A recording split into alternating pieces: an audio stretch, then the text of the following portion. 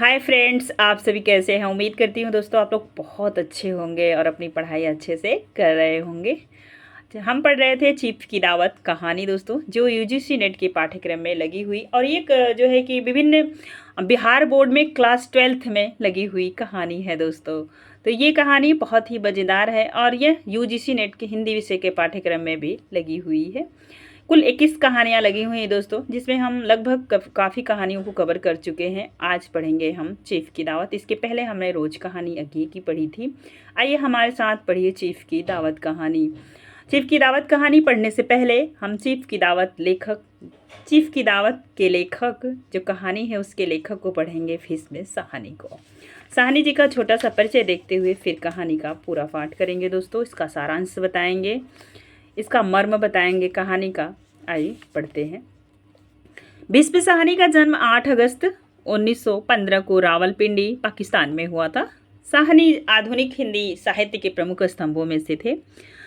1937 में Lahore government college Lahore से अंग्रेजी साहित्य में एमए करने के बाद साहनी ने 1958 में पंजाब विश्वविद्यालय से पीएचडी की उपाधि हासिल की। भारत पाकिस्तान विभाजन के पूर्व अवैतनिक शिक्षक होने के साथ साथ व्यापार भी करते थे दोस्तों। तो अवैतनिक शिक्षक मतलब कि बिना वेतन के ये बच्चों को पढ़ाने का कार्य भी किया करते थे।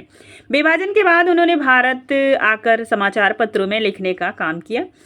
बाद में भारतीय जन नाट्य संघ इप्टा से जा मिले, जिसके पश्चात अम्बाला और अमृतसर में भी अध्यापक रहने के बाद दिल्ली विश्वविद्यालय में साहित्य के प्रोफेसर बने। 1957 से 63 तक मॉस्को में विदेशी भाषा प्रशासन गृह फॉरेन लैंग्वेज पब्लिकेशन हाउस में अनुवादक के काम में कार्यरत रहे। उन्होंने करीब 2 दर्जन रूसी किताबें तथा टाइलस्टाय, आस्टोवस्की इत्यादि लेखकों की किताबों का हिंदी में अनुवाद किया। 1965 से 1967 तक 2 सालों में इन्होंने नई कहानियां नामक पत्रिका का संपादन किया। ये प्रश्न बार बार बनता है, नई कहानी पत्रिका का संपादन किसने किया? तो भीष्म साहनी ने। वे प्रगतिशील लेखक संघ के एफ्रो एशियाई लेखक संघ एशियन राइटर्स एसोसिएशन से भी जुड़े रहे। 1993 से 97 तक वे साहित्य अकादमी के कार्यकारी समिति के सदस्य रहे। भीष्म साहनी को हिंदी साहित्य में प्रेमचंद की परंपरा का गणनीय लेखक माना जाता है। वे मानवीय मूल्यों के लिए हिमायती रहे और उन्होंने विचारधारा को अपने ऊपर कभी हावी नहीं होने दिया। वामपंथी विचारधारा के साथ जुड़े होने के साथ साथ वे मानवीय मूल्यों को कभी आंखों से ओझल नहीं करते थे। आपा धापी और उठापटक के युग में, जिस समय मतलब पाक विभाजन हो रहा है, तो आपा धापी तो मचा ही होगा, यहाँ जाओ वहाँ जाओ वहाँ जाओ यहाँ जाओ। उस युग में भीष्म साहनी का व्यक्तित्व बिल्कुल अलग था। उन्हें उनके लेखन के लिए तो स्मरण किया ही जाएगा, लेकिन उनकी सहृदयता के लिए भी चिर स्मरणीय रहेंगे। भीष्म साहनी हिंदी फिल्मों के जाने माने अभिनेता बलराज साहनी के छोटे भाई थे। उन्हें 1957 में तमस के लिए साहित्य अकादमी मिला। तो तमस का जो है प्रकाशन हुआ था 1973 में। अब 3 साल बाद इनको क्या मिला? साहित्य अकादमी। 1957 में शिरोमणि लेखक अवार्ड पंजाब सरकार। 1980 में एफ्रो एशियन राइटर्स एसोसिएशन का लोटन अवार्ड मिला। 1983 में सोवियत लैंड नेहरू पुरस्कार भी इनको मिला। आइए थोड़ा सा परिचय इनका और देखेंगे, फिर चलेंगे आगे। 1998 में भारत रत्न भारत सरकार पद्म भूषण अलंकार से विभूषित किया गया। उनके उपन्यास तमस पर 1986 में एक फिल्म का निर्माण भी किया गया। कमेंट के माध्यम से बताएंगे कौन सी फिल्म बनी हुई थी। 11 जुलाई 2003 को लेखक इस दुनिया से अलविदा कह गए और अपने कार्यों को छोड़ गए, आपको सोचने के लिए मजबूर भी कर दिए। उस समय की ये कहानी है। आप देखिए किस तरीके से एक व्यक्ति अपनी माँ को अपने नौकरी को माँ से ज़्यादा इम्पोर्टेंस दे रहा है दोस्तों। कहानी का कुछ विषय वस्तु आप नोट डाउन कीजिएगा। मानवीयता का अभाव है इसमें। पुत्र के लिए माँ का योगदान है।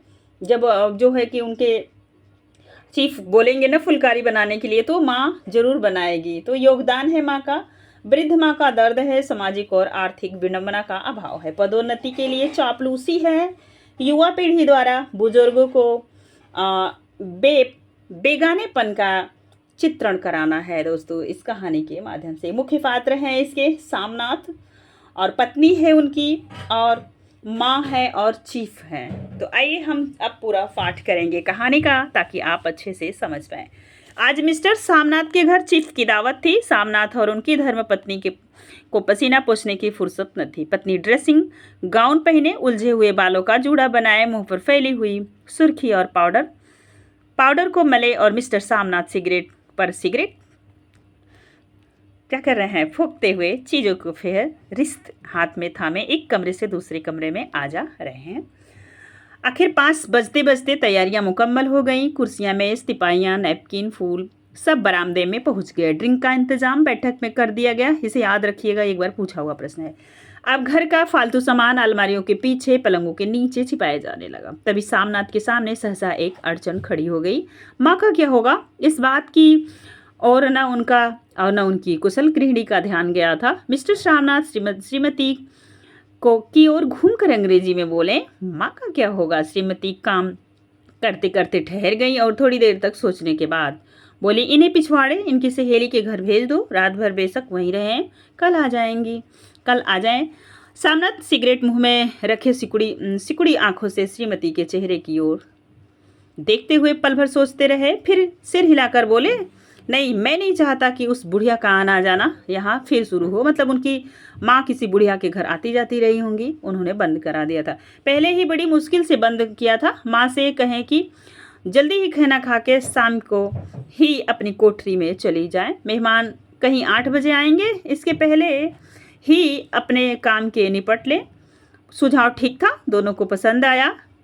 मगर फिर सहसा श्रीमती बोल उठी, जो वहाँ सो गई और नींद में खराटे लेने लगी। तो साथ ही तो बरामदा है, जहाँ लोग खाना खाएंगे। तो इन्हें कह देंगे कि अंदर से दरवाज़ा बंद कर लें, मैं बाहर से ताला लगा दूंगा। यही मानवीय संवेदना, एक माँ एक बेटा, देख लीजिए। या माँ को कह देता हूँ कि अंदर जाकर सोए नहीं, बैठी रहे। और क्या, और जो सो गई तो डिनर का क्या मालूम कब तक चले। 11-12 बजे तक तो आप ड्रिंक ही करते रहते हैं। क्या करते रहते हैं, ड्रिंक ही करते रहते हैं। सामनाथ कुछ खींच उठे, हाथ झटकते हुए बोले, अच्छी भली, या भाई के पास जा रही थी, तुमने यूं ही खुद अच्छा बनने के लिए बीच में टांग अड़ा दी। वाह, तुम माँ बेटे की बातों में मैं क्यों बुरी बनूं, तुम जानो और वह जाने। मिस्टर सामनाथ चुप हो गए। यह मौका बहस का न था, समस्या का हल ढूंढने का था। उन्होंने घूमकर माँ की कोठरी की ओर देखा। कोठरी का दरवाजा बरामदे में खुलता था। बरामदे की ओर देखते हुए झट से बोले, मैंने सोच लिया। और उन्हीं कदमों माँ की कोठरी के बाहर जा खड़े हुए। माँ दीवार के साथ एक चौकी पर बैठी, दुपट्टे में मुंह सिर लपेटे माला जप रही थी। सुबह के तैयारी होते देखते हुए माँ का भी दिल धड़क रहा था। बेटे के दफ्तर का बड़ा साहब घर आ रहा है, सारा काम सुबह से चल रहा है। माँ, आज तुम खाना जल्दी खा लेना, मेहमान लोग 7:30 बजे आ जाएंगे। तो ये डेट आप याद रखिएगा। माँ ने धीरे से मुंह पर से दुपट्टा हटाया और बेटे को देखते हुए कहा, आज मुझे खाना नहीं खाना है बेटा, तुम तो जानते हो मांस मछली बने तो मैं कुछ नहीं खाती। जैसे भी हो अपने काम से जल्दी निपट लेना, बेटे ने कहा। अच्छा बेटा। और माँ, हम लोग पहले बैठक में बैठेंगे, उतनी देर तुम बरामदे में बैठना, फिर जब हम यहाँ आ जाएं तो तुम गुसलखाने के रास्ते बैठक में चले जाना। माँ अवाक बेटे का चेहरा देखने लगी, फिर धीरे से बोली, अच्छा बेटा। और माँ, आज जल्दी नहीं जाना, तुम्हारे खर्राटे की आवाज़ दूर तक जाती है। माँ लज्जित सी आवाज़ में बोली, क्या करूँ बेटा, मेरे बस की बात नहीं है। जब से बीमारी से उठी हूँ, नाक से सांस नहीं ले सकती। मिस्टर सामनाथ ने इंतजाम तो कर दिया, फिर भी उनकी अधेड़ बून खत्म नहीं हुई। जो चीफ अचानक उधर आ निकले तो 8-10 मेहमान होंगे, संख्या याद रखिएगा। देसी अफसर उनकी स्त्रियां होंगी, और फिर गुसलखाने की तरफ जा सकता है। क्षोभ और क्रोध में वह झुंझलाने लगे। एक कुर्सी को उठाकर बरामदे में कोठरी के बाहर रखते हुए बोले, आओ माँ, इस पर जरा बैठो। तो माँ माला संभालते पल्ला ठीक करती उठी और धीरे से कुर्सी पर आकर बैठ गई। यूं नहीं माँ, टांगे ऊपर चढ़ाकर नहीं बैठते, यह खाट नहीं है माँ। यह खाट नहीं है माँ। माँ ने टांगे नीचे उतार ली और खुदा के वास्ते नंगे पाँव नहीं घूमना, न ही वह खड़ाऊ पहनकर सामने आना। किसी दिन तुम्हारे यहाँ खड़ा उठाकर मैं बाहर फेंक दूंगा। माँ चुप रही। माँ क्या करी? माँ चुप रही। कपड़े कौन से पहनोगी माँ? जो है वही पहन लूँगी बेटा, जो कहीं पहन लूँ। जो है वही पहनूंगी बेटा, जो कहो पहन लूँ। मिस्टर सामनाथ सिगरेट मुंह में रखे फिर अधकुली आंखों से माँ की ओर देखने लगे और माँ के कपड़े को खींचकर और माँ के कपड़ों की सोचने लगे। सामनाथ हर बात में तरतीब चाहते थे। घर का सब संचालन उनके अपने हाथ में था। खूटियाँ कमरों में कहीं लगाई जाएं, बिस्तर कहाँ बिछे, किस रंग के पर्दे लगाए जाएं, श्रीमती कौन सी साड़ी पहने, मेज किस साइज की हो। सामनाथ की चिंता थी कि अगर चीफ का साक्षात माँ से हो गया तो कहीं लज्जित न होना पड़े। माँ को सिर से पांव तक देखते हुए बोले, तुम सफ़ेद कमीज और सफ़ेद सलवार पहन लो माँ, पहन के आओ तो जरा देखूं। माँ धीरे से उठी और अपने कोठरी में कपड़े पहनने चली गई। यह माँ का झमेला ही रहेगा। उन्होंने फिर अंग्रेजी में अपनी स्त्री से कहा, कोई ढंग की बात हो तो भी कोई कहे, अगर कहीं कोई उल्टी सीधी बात हो गई, चीफ को बुरा लगा तो सारा मज़ा जाता रहेगा। क्या रहेगा? सारा मज़ा जाता। माँ सफ़ेद कमीज और सफ़ेद सलवार पहनकर बाहर निकली। छोटा सा कद, सफ़ेद कपड़ों में लिपटा छोटा सा सूखा हुआ शरीर, धुंधली आंखें, केवल सिर के आधे झड़े हुए बाल पल्ले की ओट में छिप पाए थे। पहले से कुछ ही कम कुरूप नजर आ रही थी क्योंकि बूढ़ी माँ थी। चलो ठीक है, कोई चूड़ियाँ उड़ियाँ हो तो वह भी पहन लो, कोई हर्ज नहीं। चूड़ियाँ कहाँ से लाऊं बेटा? तुम तो जानते हो सब जेवर तुम्हारी पढ़ाई में बिक गए। माँ का आप देखिए, यह वाक्य सामनाथ को तीर की तरह लगा। तुनक कर बोले, यह कौन सा राग छेड़ दिया माँ? सीधा कह दो नहीं है जेवर, बस इससे पढ़ाई का क्या ताल्लुक है? जो जेवर बिका तो कुछ बनकर ही आया हूँ, निरा लंडूरा तो नहीं लौटा। जितना दिया था उसे दुगना ले लेना। मेरी जीभ जल जाए बेटा, तुमसे जेवर लूँगी। मेरे मुंह से यूं ही निकल गया, जो होते तो लाख बार पहनती। 5:30 बज चुके थे। अभी मिस्टर सामनाथ को खुद भी नहा धोकर तैयार होना था। श्रीमती कब की अपने कमरे में जा चुकी थी। सामनाथ जाते हुए एक बार फिर माँ की हिदायत करते गए, माँ रोज की तरह गुमसुम बन के नहीं बैठी रहना। अगर साहब इधर आ निकले और कोई बात पूछे तो ठीक तरह से बात का जवाब देना। मैं न पढ़ी हूँ न लिखी हूँ बेटा, मैं क्या बात करूँगी? तुम कह देना मैं माँ अनपढ़ है, कुछ जानती समझती नहीं। वो नहीं पूछेंगे तो अच्छा आगे का वो नहीं पूछेंगे। रात 7 बजते माँ का दिल धक धक करने लगा। अगर चीफ सामने आ गया और उससे कुछ पूछा तो वह क्या जवाब देगी? अंग्रेज को तो दूर से ही देखकर घबरा उठती थी। यह तो अमेरिकी है, ना मालूम क्या पूछे, मैं क्या कहूँगी? माँ का जी चाहा कि चुपचाप पिछवाड़े विधवा सहेली के घर चली जाए, मगर बेटे का हुक्म को कैसे टाल सकती थी। चुपचाप कुर्सी से टांगे लटकाए वहीं बैठी रही। एक कामयाब पार्टी वह है जिसमें ड्रिंक कामयाबी से चले। यह जो है कि एक बार पूछा हुआ प्रश्न है हायर एजुकेशन में, किस कहानी का कथन है। सामनाथ की पार्टी सफलता के शिखर चूमने लगी। वार्तालाप उसी रौब में बह रहा था जिस रौब में गिलास भरे जा रहे थे। कहीं कोई रुकावट ना थी, कोई अड़चन न थी। साहब को विक्सी पसंद आई, मेम साहब को पर्दे पसंद आए। साहब को क्या पसंद आया? विक्सी। मेम साहब को पर्दे। सोफ़ा कवर का डिजाइन पसंद आया, कमरे की सजावट पसंद आई। इससे बढ़कर क्या चाहिए? साहब तो ड्रिंक के दूसरे दौर में ही चुटकुले और कहानियां कहने लग गए। दफ्तर में जितना रोब रखते थे यहाँ पर उतने ही दोस्त परवर हो गए थे। और उनकी स्त्री काला गाउन पहने, गले में सफ़ेद मोतियों का हार, सेट और पाउडर की महक से ओतप्रोत कमरे में बैठी सभी देसी स्त्रियों की आराधना का केंद्र बनी हुई थी। क्योंकि वो एक अजनबी थी, एक तो विदेशी थी, ऊपर से देसी स्त्रियां थी बनी हुई थी। बात बात पर हंसती, बात बात पर सिर हिलाती और सामनाथ की स्त्री से तो ऐसे बातें कर रही थी जैसे उनकी पुरानी सहेली हो। कैसी सहेली हो? पुरानी सहेली हो। और इसी रो में पीते पिलाते 10:30 बज गए। वक्त गुजरते पता ही न चला। आखिर सब लोग अपने अपने गिलासों में से आखिरी घूंट पीकर खाना खाने के लिए उठे और बैठक के बाहर निकले। आगे आगे सामनाथ रास्ता दिखाते हुए, पीछे चीफ दूसरे मेहमान। बरामदे में पहुंचते ही सामनाथ सहसा ठेक गए। जो दृश्य उन्होंने देखा उससे उनकी टांगे लड़खड़ा गई और क्षण भर में सारा नशा हिरन होने लगा।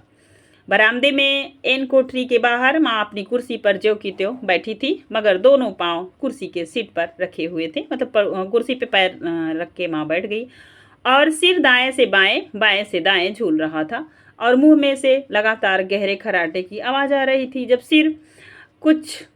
सिर कुछ देर के लिए टेढ़ा होकर एक तरफ को थमा जाता तो खराटे और भी गहरे हो जाते और फिर जब झटके से नींद टूटती तो सिर फिर दाएं से बाएं झूलने लगता।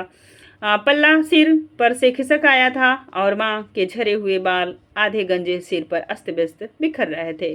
देखते ही सामनाथ कुद्र हो गया, एकदम क्रोध में लाल हो गया, क्रुद्ध हो गया, हो उठे। जी चाहा कि माँ को धक्का देकर उठा दें और उन्हें कोठरी में धकेल दें, मगर ऐसा करना संभव न था क्योंकि चीफ आए थे। चीफ और बाकी मेहमान पास खड़े थे। माँ को देखते ही देसी अफसरों की कुछ स्त्रियां हंसती कि इतने में चीफ ने धीरे से कहा, पुअर डियर, पुअर डियर। तो माँ घबरा कर उठ बैठी। सामने खड़े इतने लोगों को देखकर ऐसी घबराई कि कुछ कहते न बना। झट से पल्ला सिर पर रखती हुए खड़ी हो गई और जमीन को देखने लगी। उसके पांव लड़खड़ाने लगे, हाथों की उंगलियां थर थर कांपने लगी। माँ, तुम जाके सो जाओ, तुम क्यों इतनी देर तक जाग रही हो? और खिसियाई हुई नज़रों से सामनाथ चीफ के मुंह की ओर देखने लगे। चीफ के चेहरे पर मुस्कुराहट थी। वहीं खड़े खड़े बोले, नमस्ते। दुपट्टे के अंदर माला को पकड़े हुए था। माँ ने झिझकते हुए अपने में सिमटते हुए दोनों हाथ जोड़े, मगर एक हाथ दुपट्टे के अंदर माला को पकड़े हुए था, दूसरा बाहर। ठीक तरह से नमस्ते भी न कर पाई। सामनाथ इस पर भी खिन्न उठे। इतने में चीफ ने अपना दायां हाथ मिलाने के लिए माँ के आगे किया और माँ और भी घबरा उठी। माँ, हाथ मिलाओ। पर हाथ कैसे मिलाती? दाएं हाथ में तो माला थी। घबराहट में माँ ने बायां हाथ ही साहब के आगे हाथ में रख दिया। सामना दिल में जल उठे। देसी अफसरों की स्त्रियां खिलखिलाकर हंस पड़ी। यूं नहीं माँ, तुम तो जानती हो दायां हाथ मिलाया जाता है, दायां हाथ मिलाओ। मगर अब तक चीफ माँ का बायां हाथ ही बार बार हिलाकर कह रहे थे, हाउ डू यू डू। कहो माँ, मैं ठीक हूँ, खैरियत से हूँ। माँ कुछ बड़बड़ाई। माँ कहती है, मैं ठीक हूँ। कहो माँ, हाउ डू यू डू। माँ धीरे से संकुचाते हुए बोली, हाउ डू। एक बार फिर कहा उठा। वातावरण हल्का होने लगा। साहब ने स्थिति संभाल ली। लोग हंसने चहकने लगे थे। सामनाथ के मन को क्षोभ भी कुछ कम होने लगा था। साहब अपने हाथ में माँ के हाथ अब भी पकड़े हुए थे और माँ सिकुड़ती जा रही थी। साहब के मुंह से शराब की बू आ रही थी। सामनाथ अंग्रेजी में बोले, मेरी माँ गांव की रहने वाली है, उम्र भर गांव में रही, इसलिए आपसे लजाती है। साहब इस पर खुश नजर आए, बोले, सच मुझे गांव के लोग बहुत पसंद है। तब तो तुम्हारी माँ गांव के गीत और नाच भी जानती होगी। चीफ खुशी से सिर हिलाते हुए माँ को टकटकी बांधे देखने लगा। तो सामनाथ के जो मित्र आए थे वो क्या किए, माँ को देखने लगे। माँ, साहब कहते हैं कोई गाना सुनाओ, कोई पुराना गीत, तुम्हें तो कितने ही याद होंगे। माँ धीरे से बोली, मैं क्या गाऊं बेटा, मैंने कब गाया। वाह माँ, मेहमान का कहा भी कोई टालता है। साहब ने इतना रीझ कर कहा, नहीं गाओगी तो साहब बुरा मान जाएंगे। मैं क्या गाऊं बेटा, मुझे क्या आता है। वाह, कोई बढ़िया गप्पे सुना दो पत्तल अनार दे। देसी अफसरों और उनकी स्त्रियां ने इस सुझाव पर तालियां पीटी। माँ कभी दीन दृष्टि से बेटे के चेहरे को देखती, कभी पास खड़ी बहू के चेहरे को। इतने में बेटे ने गंभीर आदेश भरे लहजे में कहा, माँ। इसके बाद हाँ या ना का सवाल ही ना उठता था। माँ बैठ गई और छीड़ दुर्बल और लर्जती आवाज में एक पुराना विवाह के गीत गाने लगी। हरियाणी माए हरियाणी भेड़े, हरिया तो भागी भरिया है। देसी स्त्रियां खिलखिलाकर हंस पड़ी। 3 पंक्तियां गा के माँ चुप हो गई। बरामदा तालियों से गूंज उठा। साहब तालियां पीटना बंद ही न करते थे। सामनाथ की खीस प्रसन्नता और गर्व में बदल उठी। माँ ने पार्टी में नया रंग भर दिया। तालियां थमने पर साहब बोले, पंजाब के गांव की दस्तकारी क्या है। सामनाथ खुशी में झूम रहे थे, बोले, ओह बहुत कुछ साहब, मैं आपको एक सेट उन चीज़ों का भेंट करूँगा, आप उन्हें देखकर खुश होंगे। मगर साहब ने सिर हिलाकर अंग्रेजी में फिर कहा, नहीं, मैं दुकानों की चीज़ नहीं मांगता। पंजाबियों के घरों में क्या बनता है, औरतें खुद क्या बनाती हैं। सामनाथ कुछ सोचते हुए बोले, लड़कियां गुड़ियाँ बनाती हैं, औरतें फुलकारी। तो ये भी फुलकारी पूछी जाती है कहाँ का है, तो याद रखिए क्या बनाती हैं। फुलकारी क्या है सामनाथ? फुलकारी का मतलब समझाने की असफल चेष्टा करने के बाद भी माँ से बोले, क्यों माँ, कोई पुरानी फुलकारी घर में है? माँ चुपचाप अंदर गई और अपनी पुरानी फुलकारी उठा लाई। साहब बड़ी रुचि से फुलकारी देखने लगे। पुरानी फुलकारी थी, जगह जगह से उसके तार टूट रहे थे और कपड़ा फटने लगा था। साहब की रुचि को देखकर सामनाथ बोले, ये फटी हुई साहब, मैं आपको नई बनवा दूंगा, माँ बना देगी। क्यों माँ, साहब को फुलकारी बहुत पसंद है, इन्हें ऐसी ही एक फुलकारी बना दोगी ना? अब माँ चुप रही। फिर डरते डरते धीरे से बोली, अब मेरी नज़र कहाँ है बेटा, बूढ़ी आंखें क्या देखेंगी। मगर माँ का वाक्य बीच में ही तोड़ते हुए सामनाथ साहब को बोले, वह जरूर बना देंगी, आप उसे देखकर खुश होंगे। साहब ने सिर हिलाकर धन्यवाद किया और हल्के हल्के झूमते हुए खाने की मेज की ओर बढ़ गए। बाकी मेहमान भी उनके पीछे पीछे हो लिए। जब मेहमान बैठ गए और माँ पर से सबकी आंखें हट गई, तो माँ धीरे से कुर्सी पर से उठी और सबसे नज़र बचाती हुई अपनी कोठरी में चली गई। मगर कोठरी में बैठने की देर थी कि आंखों में छल छल आंसू बहने लगे। वह दुपट्टे से बार बार उन्हें पोंछती, पर वे बार बार उमड़ जाते, जैसे बरसों का बांध तोड़कर उमड़ आए हो। माँ ने बहुत तेरा दिल का समझाया, हाथ जोड़े भगवान का नाम लिया, बेटे की चिराए होने की प्रार्थना की, बार बार आंखें बंद की, मगर आंसू बरसात के पानी की तरह जैसे थमने में ही ना आते थे। आधी रात का वक्त होगा। मेहमान खाना खाकर एक एक करके जा चुके थे। माँ दीवार से सट कर बैठी, आंखें फाड़े दीवार को देखे जा रही थी। घर के वातावरण में तनाव ढीला पड़ चुका था। मोहल्ले की स्तब्धता सामनाथ के घर पर भी छा चुकी थी। केवल रसोई में प्लेटों के खनखने की आवाज आ रही थी। तभी सहसा माँ की कोठरी का दरवाजा जोर से खटकने लगा। माँ, दरवाजा खोलो। माँ का दिल बैठ गया, हड़बड़ा कर उठ बैठी। क्या मुझसे फिर कोई भूल हो गई? माँ कितनी देर से अपने आप को कोस रही थी कि क्यों उन्हें नींद आ गई, क्यों वह ऊँघने लगी। क्या बेटे ने अभी तक क्षमा नहीं किया? माँ उठी और कांपते हाथों से दरवाजा खोला। दरवाजा खुलते ही सामना झूमते हुए आगे बढ़ाए और माँ को आलिंगन में भर लिया। ओह मम्मी, तुमने तो आज रंग ला दिया। साहब तुमसे इतना खुश हुआ कि छोटी सी काया सिमट कर बेटे के आलिंगन में छिप गई। माँ की आंखों में फिर आंसू आ गए। उन्हें पोंछते हुए धीरे से बोली, बेटा तुम मुझे हरिद्वार भेज दो। मैं कब से कह रही हूँ, हरिद्वार का नाम जरूर याद रखिए, क्योंकि कहानी में जिन क्षेत्रों का नाम भी रहता है मिलाने के लिए आता है दोस्तों। मैं कब से कह रही हूँ। सामनाथ उन्हें पोंछते हुए धीरे से बोली। माँ बोली धीरे से, बेटा तुम मुझे हरिद्वार भेज दो, मैं कब से कह रही हूँ। सामनाथ को झूमना सहसा बंद हो गया और उनकी पोशाक पर फिर तनाव के बल पड़ने लगे। उनकी बाह माँ के शरीर पर से हट आई। क्या कहा माँ, यह कौन सा राग तुमने फिर छेड़ दिया? सामनाथ का क्रोध बढ़ने लगा। बोलते गए, तुम मुझे बदनाम करना चाहती हो ताकि दुनिया कहे बेटा माँ को अपने पास नहीं रह सकता। दुनिया कहे कि बेटा माँ को अपने पास नहीं रख सकता। नहीं बेटा, जब तुम अपनी बहू के साथ जैसा मन चाहो रहो। मैंने अपना खाब पहन लिया, अब यहाँ क्या करूँगी। जो थोड़े दिन जिंदगी के बाकी हैं, भगवान का नाम लूँगी। तुम मुझे हरिद्वार भेज दो, तुम चली जाओगी। फुलकारी कौन बनाएगा? साहब से तुम्हारे सामने ही फुलकारी देने का इकरार किया है। सॉरी, मेरी आंखें अब नहीं है बेटा जो फुलकारी बना सकूंगी। तुम कहीं और से बनवा लो, बनी बनाई ले लो।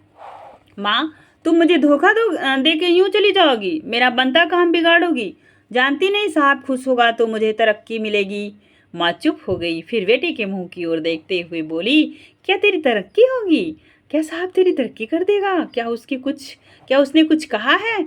कहा नहीं मगर देखा नहीं कितना खुश था। कहता था जब तेरी माँ फुलकारी बनाना शुरू करेगी तो मैं देखने आऊँगा कि कैसे बनाती है। जो साहब खुश हो गया तो मुझे इससे बड़ी नौकरी भी मिल सकती है।